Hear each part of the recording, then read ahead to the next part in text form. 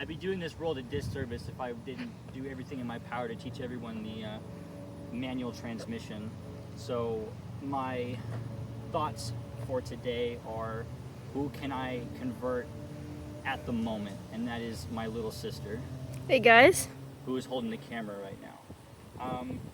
Now, you might be wondering to yourself, Logan, you don't have any cars that are good for teaching manual. You drive a Fiero that barely runs as it is, and you're right.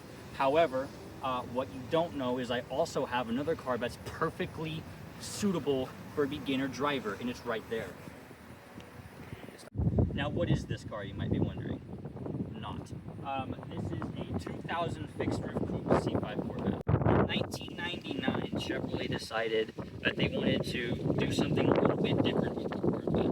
What we had up to that point from 97 to 98 was a base model C5 Corvette, which either came convertible or, as everyone else knows it, the slant back.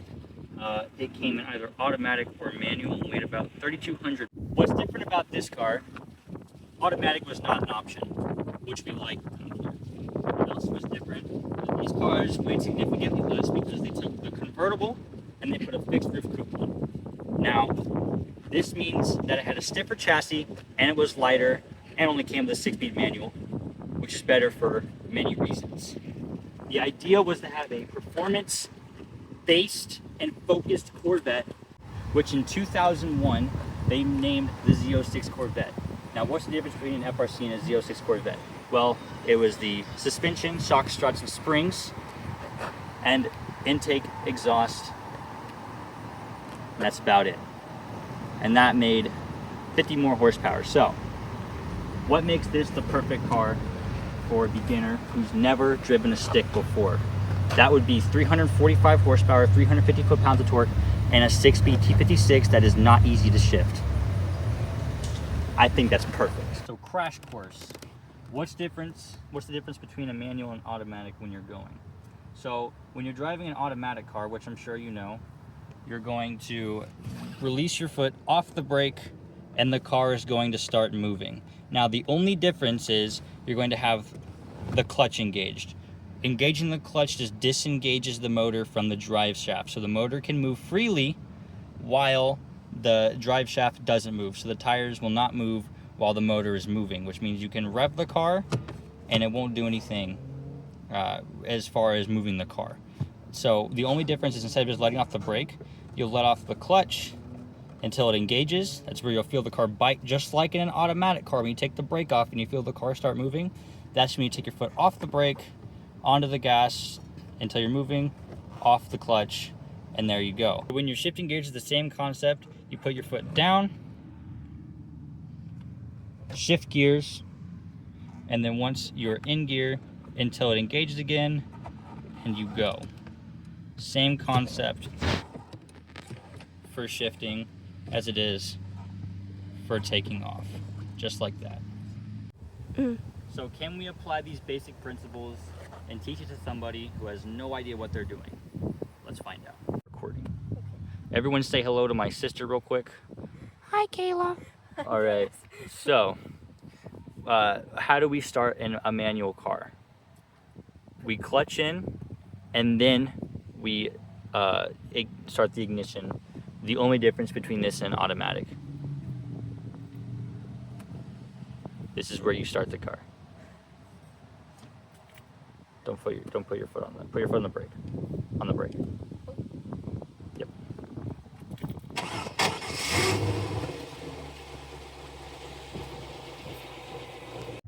All right, so remember what I showed you?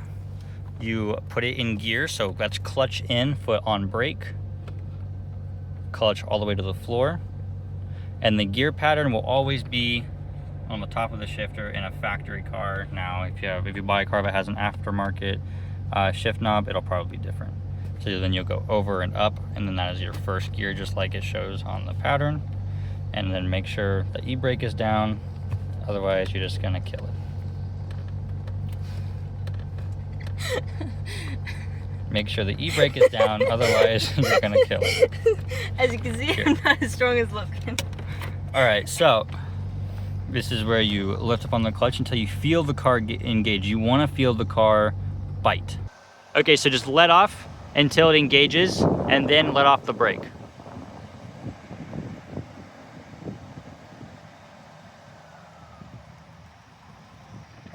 Oh! Okay, let's start that again. Start the car back up just like we did before. All right, let the RPMs drop back down. When you start a car, after it got turned off, after it shuts off, you should always wait for it to drop below and get into the proper idling range. It is best for the motor.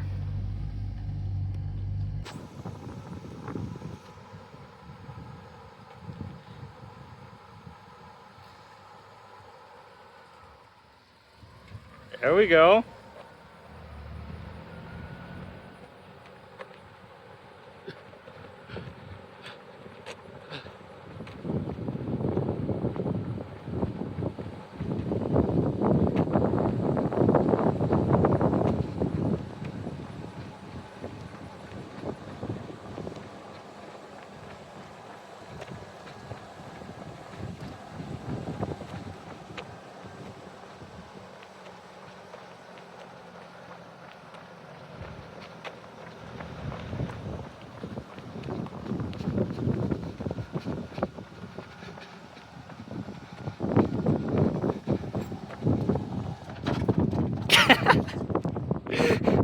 So it seems like we need to work on stopping a little bit.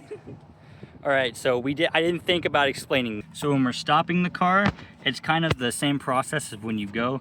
You let off on the gas, you'll clutch in, and then you'll brake. That way the car doesn't die. And then this is where there's a big debate. You can either put it in gear or leave it in gear, or you can coast in neutral when coming to a stop. I say put it in the gear that it needs to be in. That way, if anything happens, you're always ready to drive and avoid an accident. All right, let's try this one more time. Not one more time, but let's try this again. Foot all the way down the clutch, foot on brake.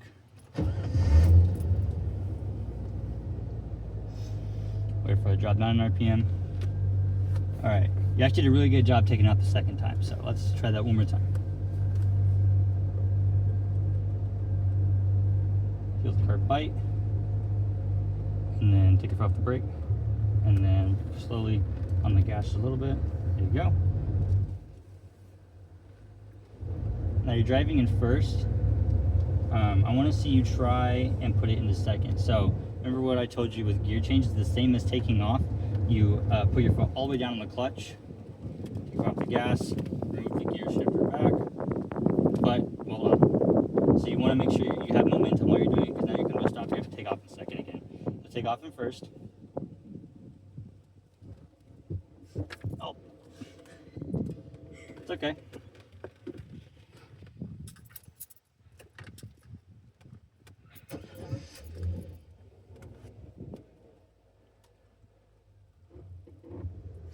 All right.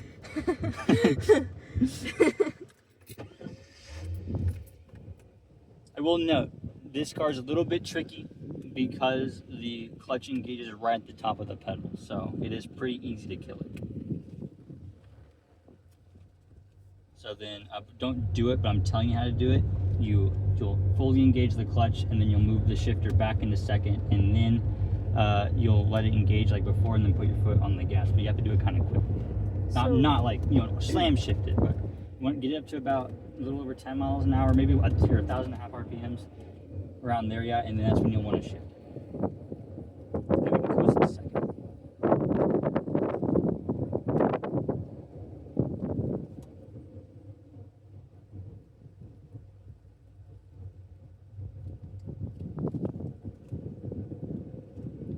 There you go.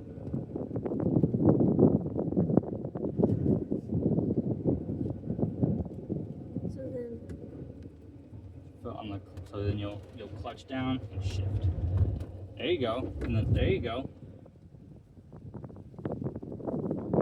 And then the more you do it, the more you'll learn how to do it smoothly.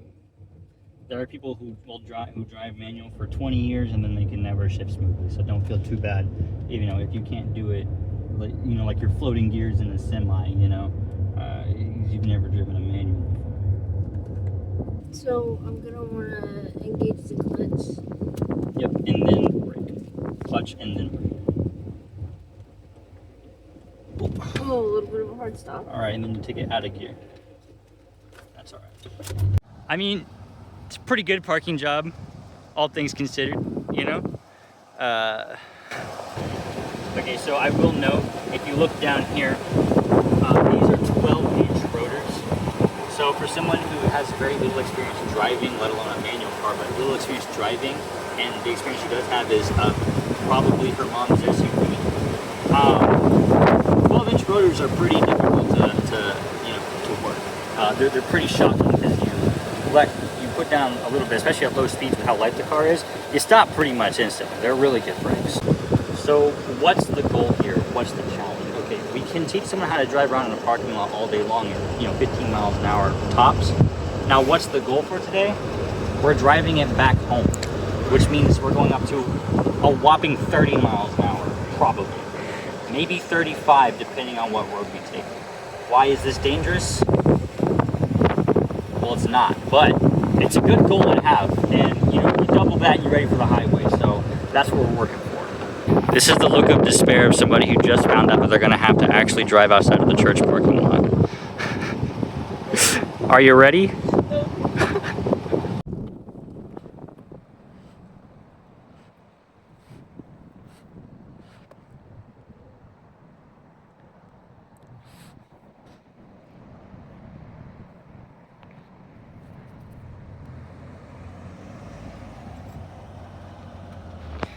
Here, to make this a little bit more better, to make this a bit better for practicing driving on the road, try not to cut on the lines here.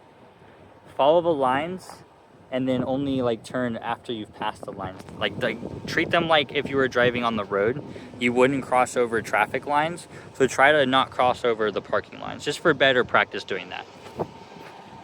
Epic takeoff, commence.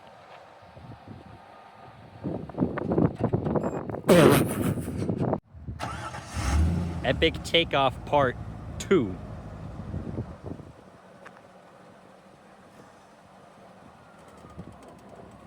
There we go.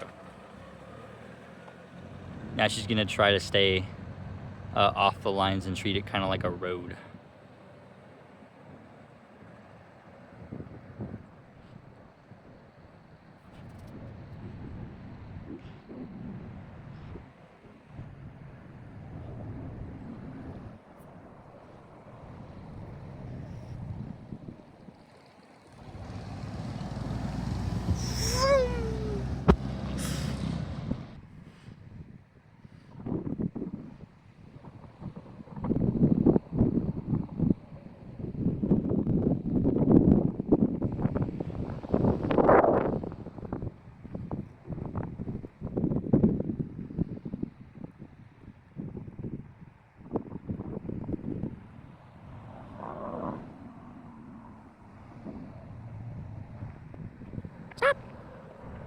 For training purposes, let's switch up the routes because going in a circle is great, but I want to see you kind of solemn through the line. So kind of go through each lane and then kind of come back. Makes sense? So like coach, if I'm going like this. Exactly. So you're gonna follow Okay. the lines. So instead of going all the way down, Yeah, you're gonna turn immediately at this one, go down, at the end turn and go back that way. Epic takeoff part 3.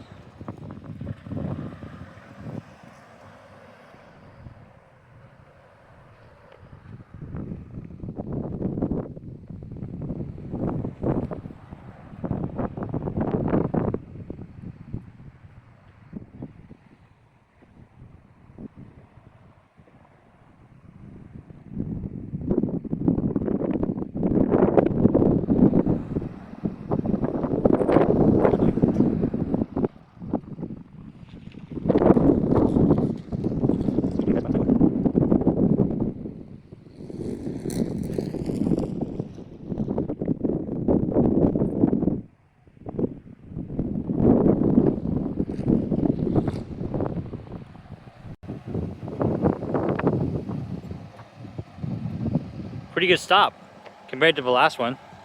Yeah. All right, let's try parking it.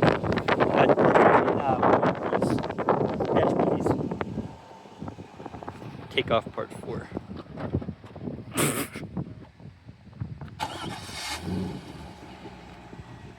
Takeoff part 5.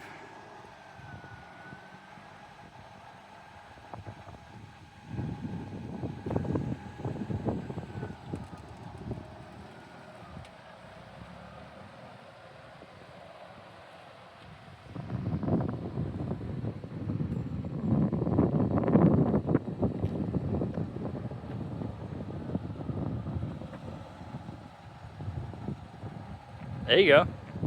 All right, now get it stopped and shut it off.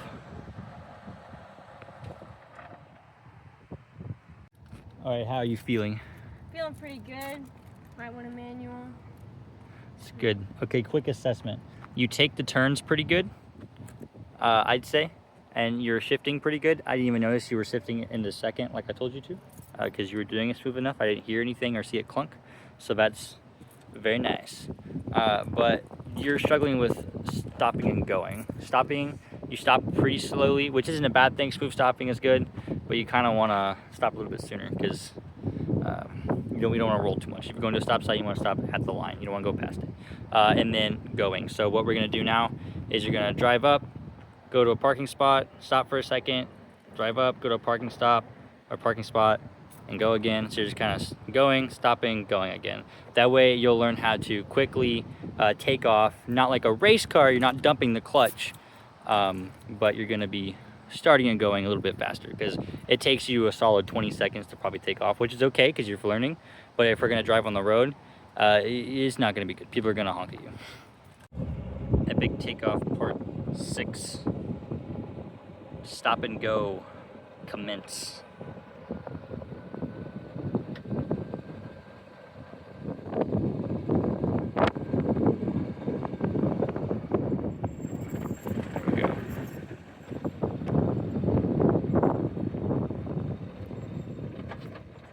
Okay. Oh, covered. It's okay. Just keep going. Just keep trying it. That's the whole point. You're learning how to do it quicker. There we go.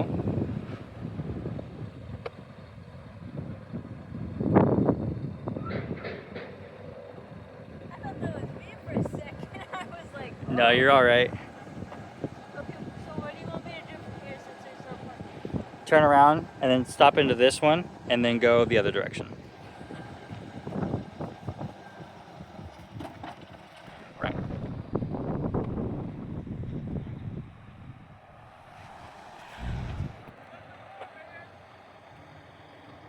I think I might have dumped the clutch when I was about over there and it I thought I killed it, but then it went after.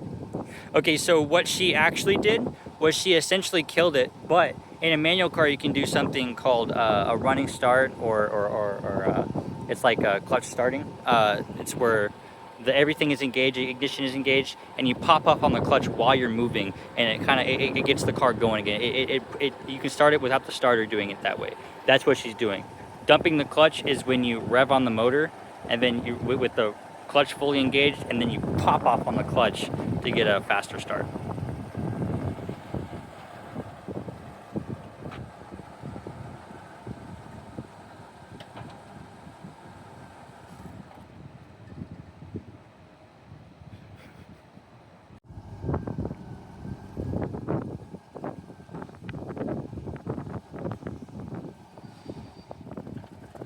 There we go.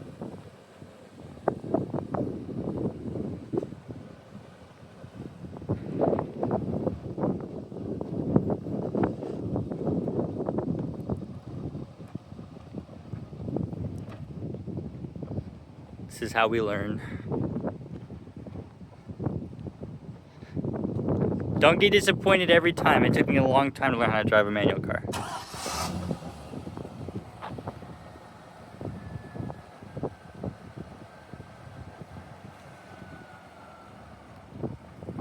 That was your smoothest one yet.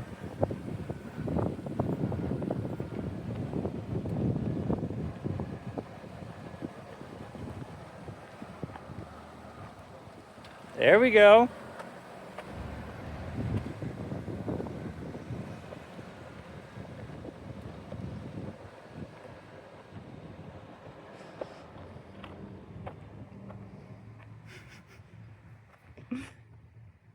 Disappointment.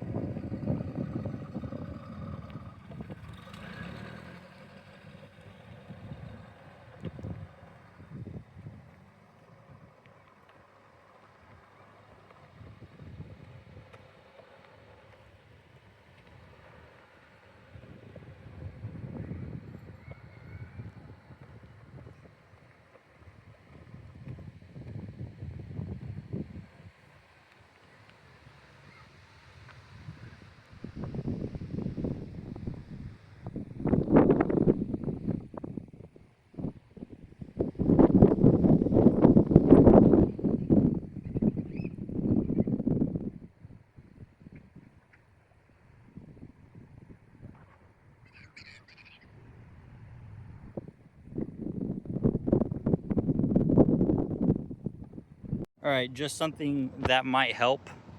You don't have to let the car start moving with the clutch and then put your foot on the gas. You can put your foot on the gas as soon as you take your foot off the brake. Does that make sense? Mm-hmm. So you're just practice for a second. So foot on the brake just like you were to take off, and foot on the clutch just like you're about to take off. So let off from the clutch, right?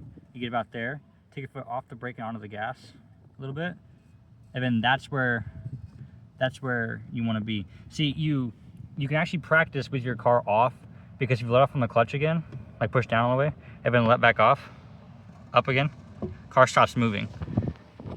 That's how you know. That's how you can find the engagement point really easy. Is when the car stops rolling backwards. Right there, that's when you take your foot off the brake. That's when you put it on the gas. Make sense? All right, let's try it again. Go. There we go.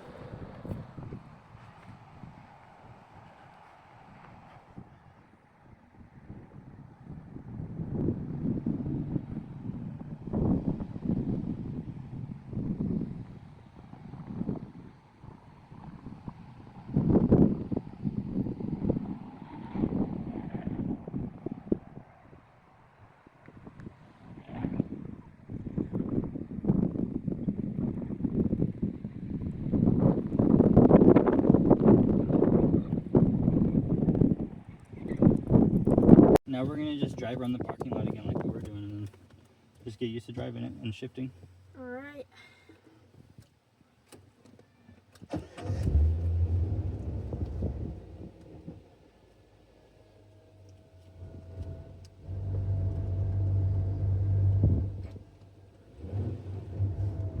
Don't let up on the gas. Don't let up on the gas. You're panicking. That's why you're killing it. It's because you're letting off on the gas. If you're panicking and you feel you're gonna kill it, just put your foot back down on the clutch. Okay? Okay.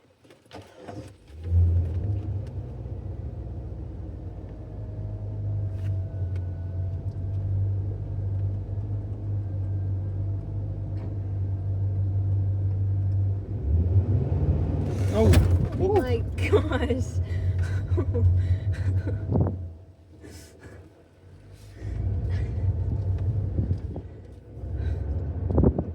That's dumping the clutch. That. Alright, turn left.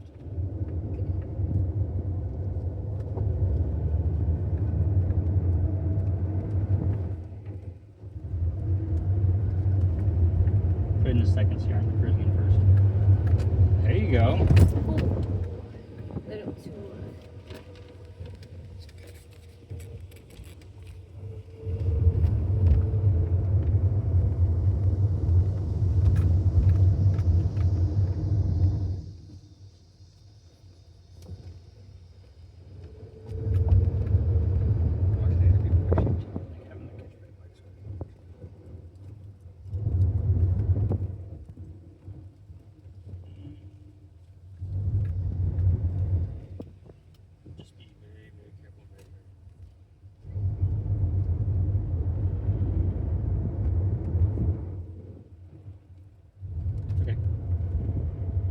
it back first. Never mind.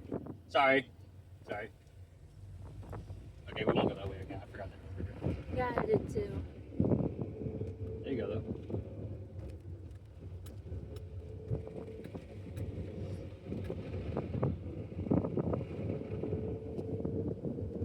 Maybe one day I'll be like Logan.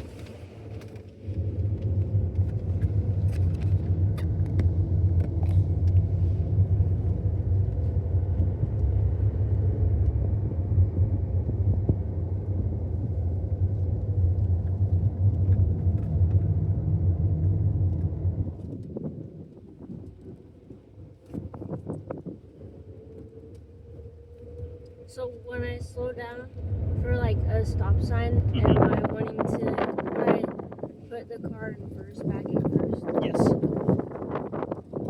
I always go to the lowest gear that you need to be in, or the gear you need to be in, and then come to us. And when you come to a stop, put it in first. So when you're coming to a stop, even though you can coast in neutral, if something happens, someone pulls out in front of you, someone swerves over, you need to be able to move your car. If you're in neutral, you can't do anything. You can turn the car, but only with the momentum you have. So if you're coming to a stop, you need to be able to move at any time.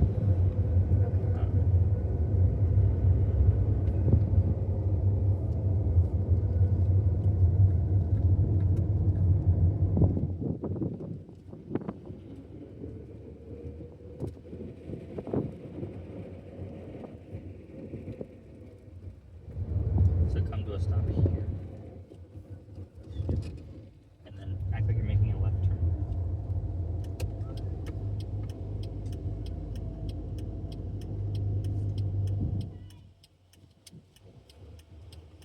There you go.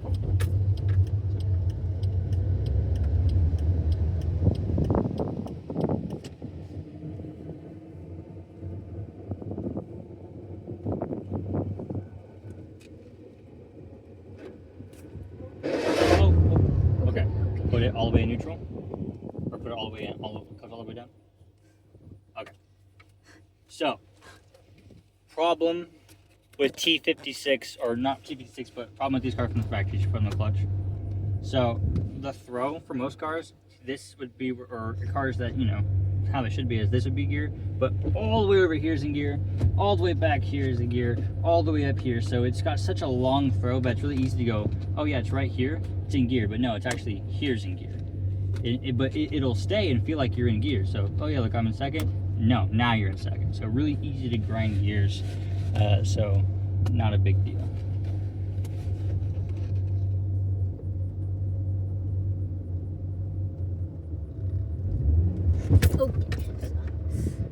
Don't let your foot off the gas. Just keep going. If you start rough, it's okay. It's better than killing it.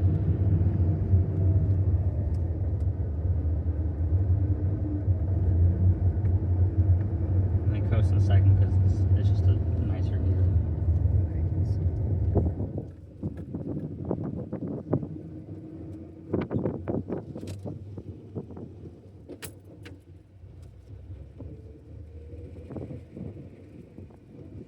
When you're making these turns, you can also kick the clutch in, and then that way it doesn't feel like it's bogging down or stopping.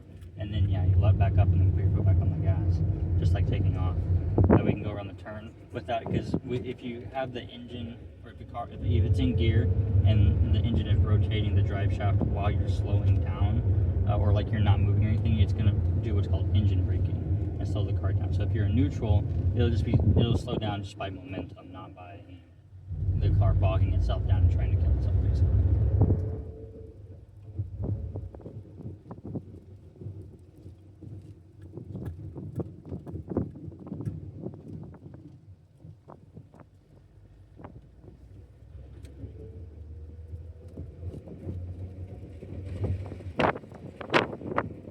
Family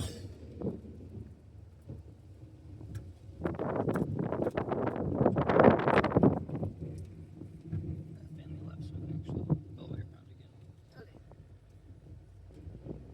Okay. So where we're gonna turn left, stop first, act like you're making a left turn at a stop sign.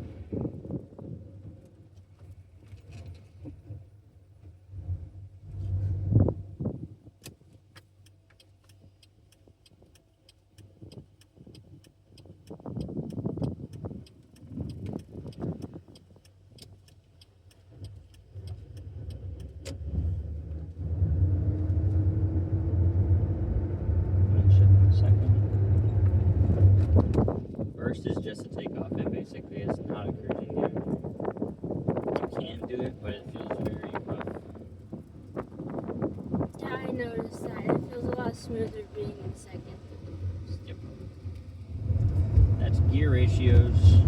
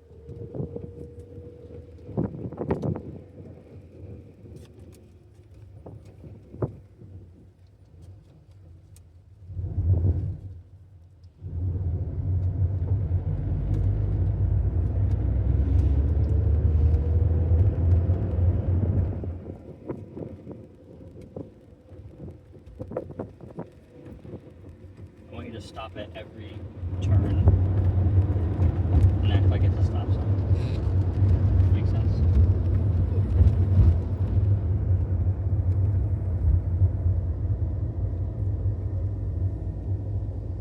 So I would have needed to go to. Yeah, stop here. Just kind of stop at the, just in case someone actually pulls into it. Yep, turn left.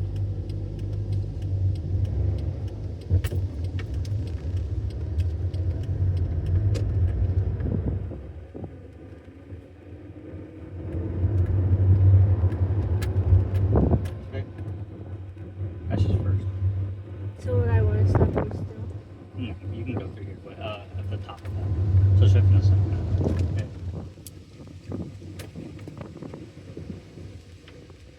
So right here. Up at the top, yeah. And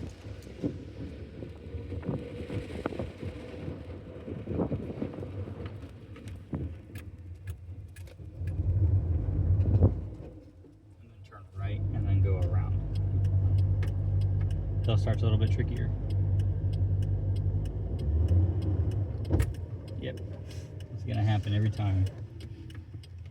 It's okay.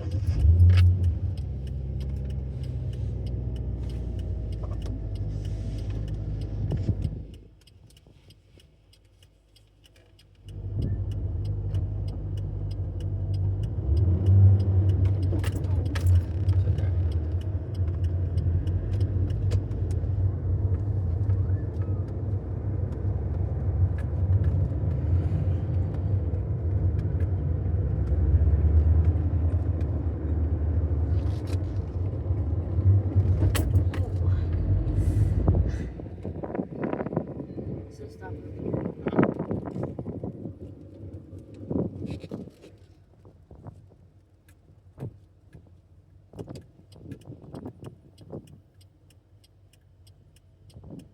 You can wait till you're actually stopped to put it in first.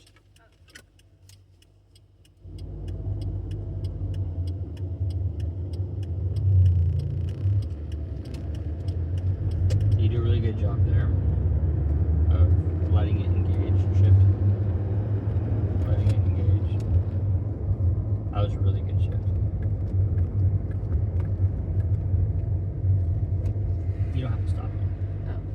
Don't stop it somewhere where someone. Yeah, you're right. It's okay.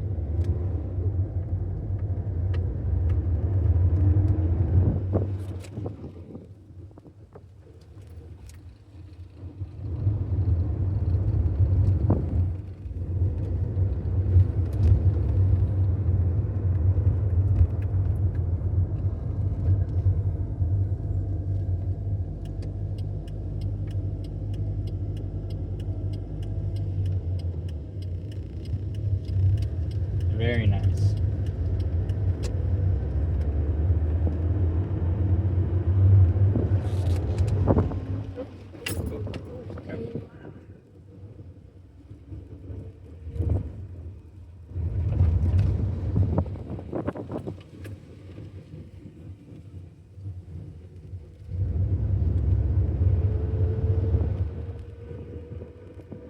And same thing up here. Come to a stop and turn right. Hopefully this time we won't. So just think of it the same way, but you have to give it. You have to make sure it's really engaged. You know. So you feel it. And so keep your foot on the brake. Feel. Keep your foot on the brake. Feel, is that it? Okay? Let it engage so you feel it. Like try to move. Mm-hmm. Pretty much. Okay. Now let your foot off the gas. Then put on. There you go.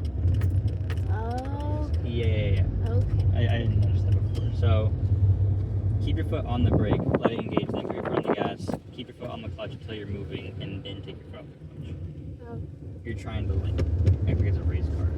It's just trying to. Okay. So why does it do that? You're riding the clutch.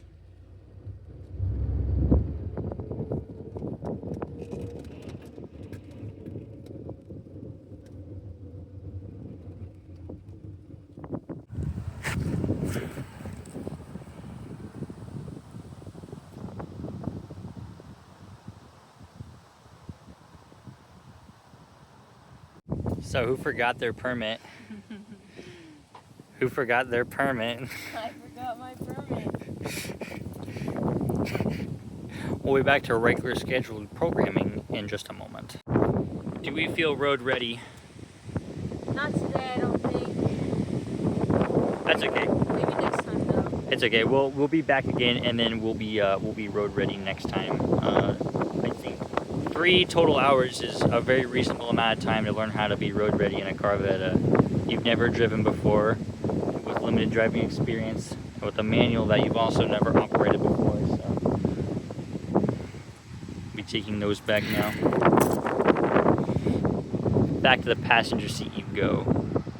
Getting in the car after someone who's 5'2" is extraordinarily difficult.